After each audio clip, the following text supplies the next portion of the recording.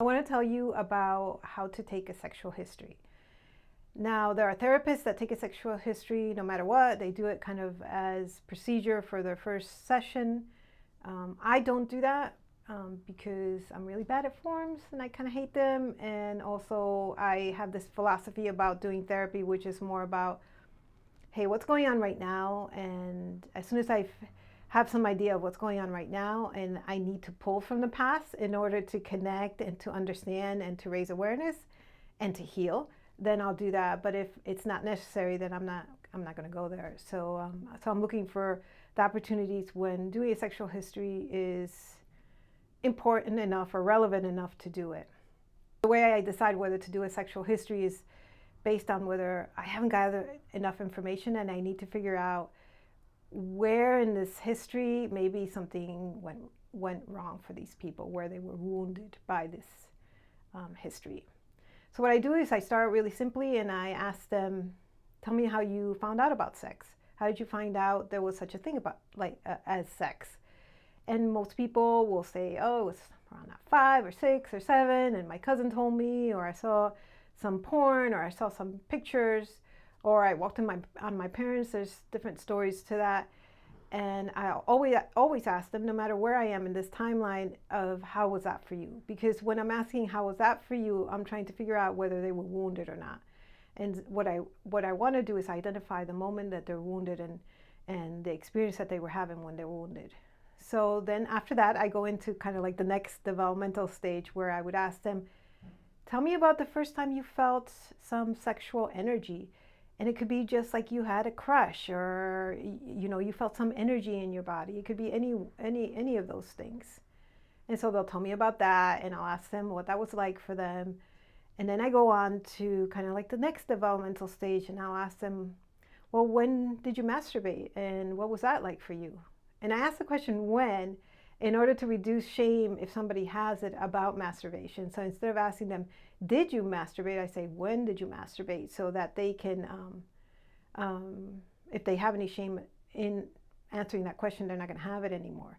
But I just thought about like, oh, if I ask that question when, maybe the people that don't masturbate would get shame. So yeah, just realize that. Anyhow, so you can decide what to do with that question of asking them, did you or when did you? Hopefully they get an idea. They're pretty comfortable with you and they have already kind of tested you out to see if you're a judgmental person. So hopefully they have gathered some indication that you're not going to judge them for what they say. So right around this time, I also asked them about whether anything funky happened. I asked about sexual abuse. And I use the words like that, anything funky, anything that felt kind of yucky or not good, because those are the feelings that kids have when there's transgressions, violations. It feels yucky, it feels secret, it feels funky, just off. And it also expands the definition of sexual abuse to not just be the typical penetrative dad come in the room and molest daughter or son type thing. It could be almost anything that happens to this person that doesn't feel good.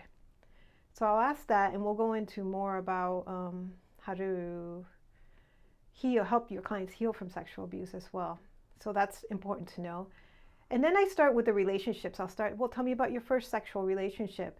And again, sex is not just penetrative sex. It could be a kiss, it could be a touch, it could be a flirt, it could be like some like rubbing against each other. Anything that felt sexual, that was kind of the beginning of the history. And again, I'll ask them what that's like, what that was like for them, in order to gather some information whether they were wounded at that time and whether they created any negative cognitions about themselves. And if the person hasn't had, like I've already kind of have a hunch that they haven't had a lot of partners, I'll probably go into each one of the partners and ask them what that was like and to tell me a little bit more about that experience. Now, if they've had a lot of partners, like me personally, I'm not going to go through every single one of them because it would take too long and it would just be too much. So I typically just ask, tell me about the best ones and tell me about the not so best ones. Tell me the ones that you really, really remember well. And so here I am gathering. Usually, if we're wounded by something, it'll stay in some way, in some representation in our memories as a memory that was significant. So a lot of times when I can't really pinpoint wounding for people, I'll ask them, tell me about that memory that you can just never forget. And that usually is a good way to start the discussion of this whole wounding and when it happened and what kind of negative thoughts were created because of it. I'm done with the history. I'll start to gather information about what's happening right now in their sexual life. So I ask them a question. I ask this question all the time. So I think for me it's pretty important. I ask them, what do you get out of sex? And I want you to think about this in your own life. What do you get out of sex? And maybe ask the people around you what they get out of sex. So that first you can get used to it, and second, so that you can see what the richness of what people say. Although there are many different answers, I think most of the answer, not I think, I know most of the answers that I get are around it's my only way of connection, and this happens a lot to males. It's my way of feeling alive and excited about life. It's my way of feeling validated. And so, around those three things, it really hovers around those three things, what people say over and over again. And of course, they say the physical pleasure. Sometimes I'll say the question, what do you get out of sex aside from the physical pleasure? Because I'm already assuming that most people, I don't want them to just stay with that answer, because I think sex seems to be, in my experience, it's much more than just the physical sensations. And that's important to get at, because that's going to give you a lot of rich information. For example, a lot of people, and let me show you how this might interfere with their sexual quality. What I get out of sex is validation, and I have a history of feeling not valuable that was created a way long time ago, then the sexual realm becomes really charged for me, because it's the place I get my sense of value that I am lacking in probably the rest of my life. So I have this kind of big hole about if I'm valuable, and so sex becomes the way to feed myself in order to feel like I'm valuable. So if anything happens to me being able to have sex, I'm going to become very triggered and reactive and angry. So that's important to know that that's kind of the reason. So you want to go back and heal some of these wounds and help them get to a different place that's not so shameful about themselves. The other way that it interferes is if this is the place where I get my sense of value, then it could take on this quality of a little bit of addictive quality where, oh, when I'm feeling that feeling of shame that I'm not valuable, this is the pill I take in order to make myself feel better. I mean, I go have sex and I'm like, yes, now I feel valuable. And so what happens is that it's not a long-term solution to healing the wound of not feeling valuable. It's just a band-aid that can become quite like any other drug, which it's just you need more and more of it, and you can't really get enough, and you never really healed from it.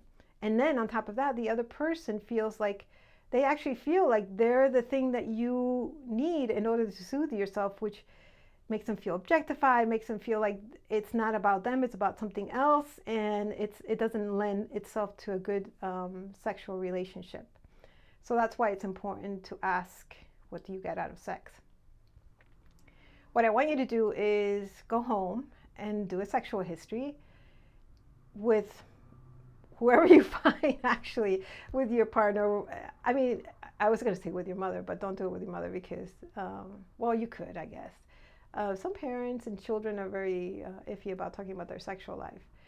No, just go out and do a sexual history on as many people as you can find willing to do this with you, so that you can get used to talking about sex, and so you can get used to doing these questions, and also to develop your own style and your own questions that you think may be even more better than the questions that I come up with. So yeah, go home and do that.